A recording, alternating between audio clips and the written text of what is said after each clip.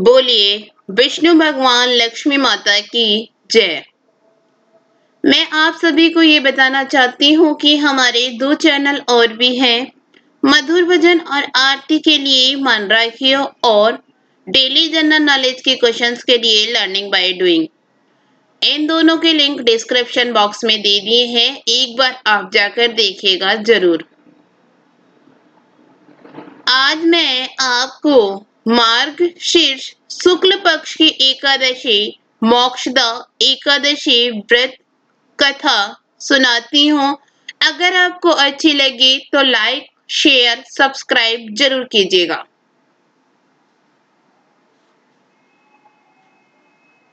श्री युधिष्ठिर ने कहा, भगवान आप तीनों लोकों के स्वामी, सबको सुख देने वाले और जगत के पति हैं।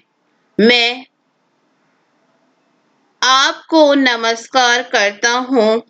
हे देवी, आप सबके हितैषी हैं। अतः मेरे संशय को दूर कर मुझे बताइए कि मार्गशीर्ष शुक्ला एकादशी का क्या नाम है। उस दिन कौन से देवता की पूजा की जाती है और उसकी विधि क्या है। भगवान कृपा आप मेरे प्रश्नों का विस्तार पूर्वक उत्तर दीजिए। यह सुनकर भक्त वत्सल श्री कृष्ण जी कहने लगे, धर्मराज तुमने बड़ा उत्तम प्रश्न किया है। इसके सुनने से तुम्हारा यश संसार में फैलेगा, सो आप सुनो। मार्गशीर्ष शुक्ला एकादशी का नाम मोक्षदा है। उस दिन दामोदर भगवान की धूप दीप नैवेद्य आदि से भक्ति पूर्वक पूजा करनी चाहिए। अब इस विषय में मैं एक पुराणों की कथा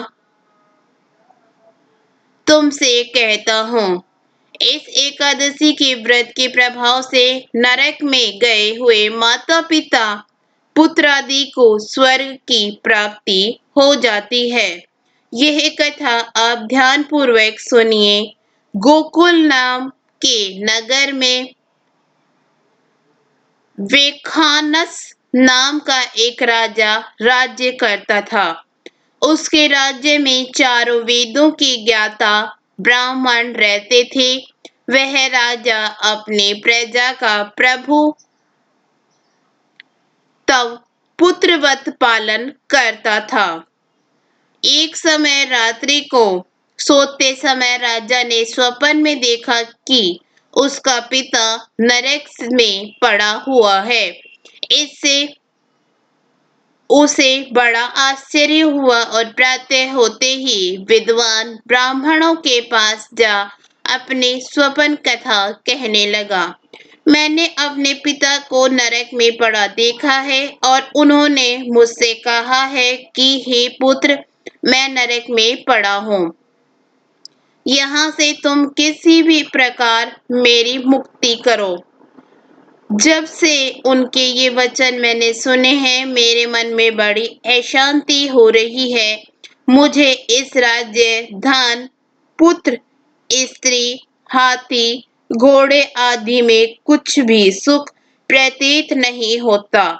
अब मैं क्या करूं, कहाँ जाऊं। इस दुख के कारण मेरा सारा शरीर जल रहा है।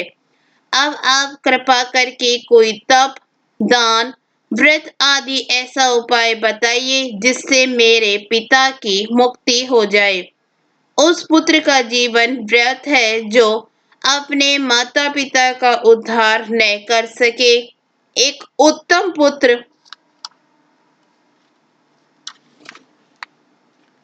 अपने माता पिता तथा पूर्वजों का उद्धार करता है। वह हजार मूर्ख पुत्रों से अच्छा है।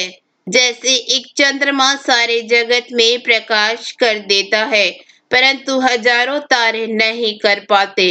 राजा के ऐसे वचन सुनकर ब्राह्मण कहने लगे, हे राजन, यहाँ समीप ही भूत भविष्य वर्तमान की ज्ञाता पर्वत ऋषि का आश्रम है। आपके प्रश्नों का उत्तर वे भली भांति दे सकते हैं। ऐसा सुनकर राजा मुनि के आश्रम पर गया। उस आश्रम में अनेकों शांत चित्त योगी और मुनि तपस्या कर रहे थे। उसी जगह चारों वेदों के ज्ञाता साक्षात ब्रह्मा के समान पर्वत ऋषि बैठे थे।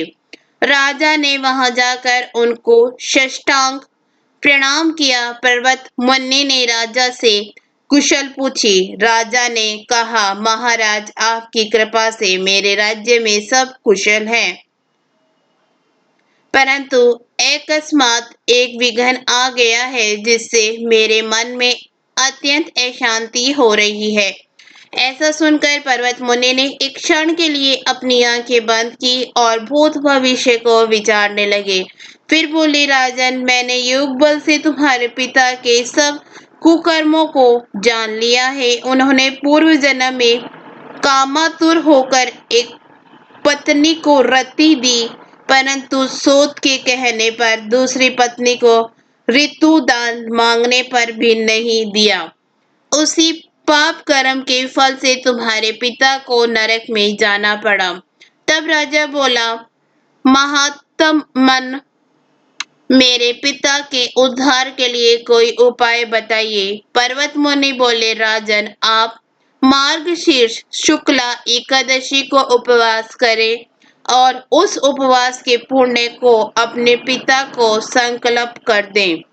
उस एकादशी के पुण्य के प्रभाव से अवश्य ही आपके पिता की मुक्ति होगी। मुनि के वचनों को सुनकर राजा अपने महल में आया और कुटुंब सहित इस मोक्षदा एकादशी का व्रत किया। उस उपवास के पुण्य को राजा ने अपने पिता को अर्पण कर दिया। उस पुण्य के प्रभाव से राजा के पिता को मुक्ति मिल गई।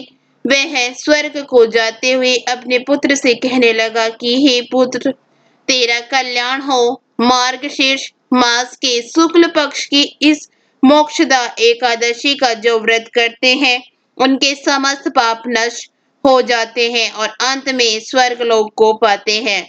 इस व्रत से बढ़कर मोक्ष देने वाला और कोई व्रत नहीं है। इस कथा को पढ़ने या सुनने से वाजपेयी यज्ञ का फल मिलता है। यह व्रत मोक्ष देने वाला तथा चिंतामणि के समान सब कामनाएं पूरी करने वाला है। इसके साथ ही मार्गशीर्ष शुक्ल पक्ष की एकादशी की कथा समाप्त हुई।